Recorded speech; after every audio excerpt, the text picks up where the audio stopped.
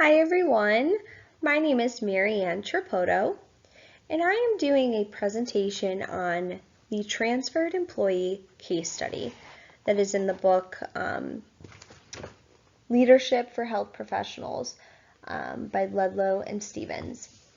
We're actually within the presentation going to be talking about what this certain case study is about, the situation, and then how I would personally react, why I would react the way I do, in my decisions, and kind of get into that. So let's start here with the first slide. This next slide here. What is the situation? So within this case study, the personnel from other units are coming and transferred to our unit to complete more tasks and support the mission of the health organization. And after about 2 months, a new employee requests an annual job performance appraisal. Now, these appraisals are actually to be completed before they were transferred on to our unit. So that previous supervisor was supposed to complete this appraisal prior to them joining this unit. Now, because this employee asked you for this appraisal, you go to the previous supervisor who refuses to fill out this performance appraisal for the employee. And they are stating it is now your responsibility. So within that, you are not comfortable, as you've only known this employee for 2 months. You go to your supervisor and you tell them the situation. Now they feel that you can change the documents. You can change the documents, change the date, create new documents, that this happens all the time, and that it's fine to do so. Now, within your own morals and values, you feel that's not right to change documents, create new documents, so you go to legal counsel. Now, legal counsel agrees with the supervisor that that is indeed correct, and from that you tell them you don't think they're understanding what you're stating, and that you think it's an attempt to avoid a negative human resources action.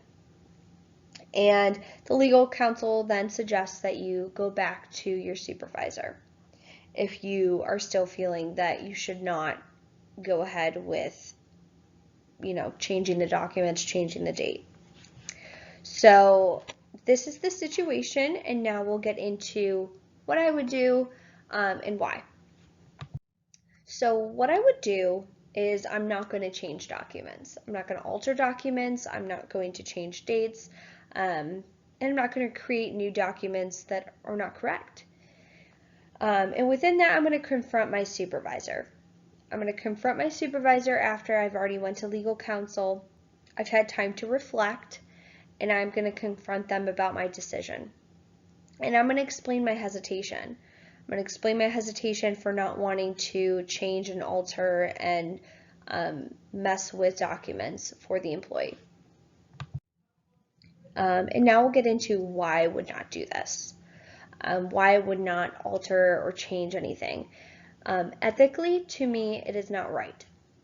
I feel that it is not right to change documents, to create new documents, change dates, alter anything that is not correct. And I'm going to explain how I feel about the situation. I'm going to explain that my name is on this document, and I don't want anything to be incorrect. I'm not going to change the date of when that employee started onto my unit. I don't feel that that is ethically right. I need to feel confident in what I'm doing in my own work, in my role here in this position.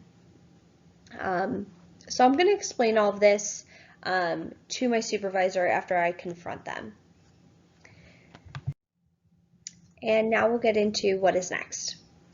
So after I'm confronting my supervisor about my decision, I'm also going to be finding alternatives to changing documents to present to my supervisor.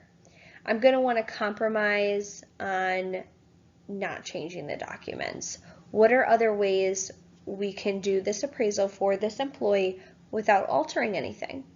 So maybe I can, within those 2 months that I do know the employee, although not that well, I can do a 2-month evaluation of the employee.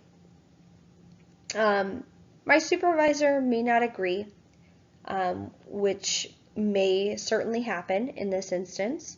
And I need to evaluate my position within that. So my supervisor may not agree, so they may not want to work with me anymore. They may fire me. Or because I'm having this conflicting decision with my supervisor, they may make me make this decision, or I may have to leave. So that is something I'm going to have to think about when I go in to confront my supervisor about the decision. So I may have to do what's right for myself and what I ethically think is right over what my boss is telling me. And now we'll get into deontology.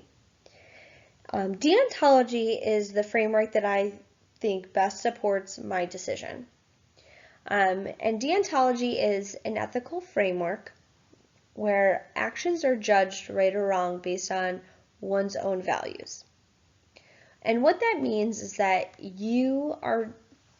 what you feel is right, you're going to do, not depending on any kind of consequences aside.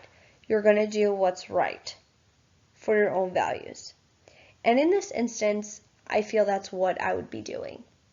Even though I'm not agreeing with what my supervisor is stating, I'm going to tell them how I feel. I'm going to confront the situation, and I'm putting my own values and what I feel is right, and I'm going to do that, consequences aside. Even though I may be fired for this, or I may have to be transferred to another unit, whatever the case may be, I'm putting those consequences aside, and I'm going to do what's right. And like I said in this last here bullet point, you're going to do what you think is right, even though your supervisors do not agree. And that's kind of the ideology of the deontology. And next here, we'll get into the conclusion.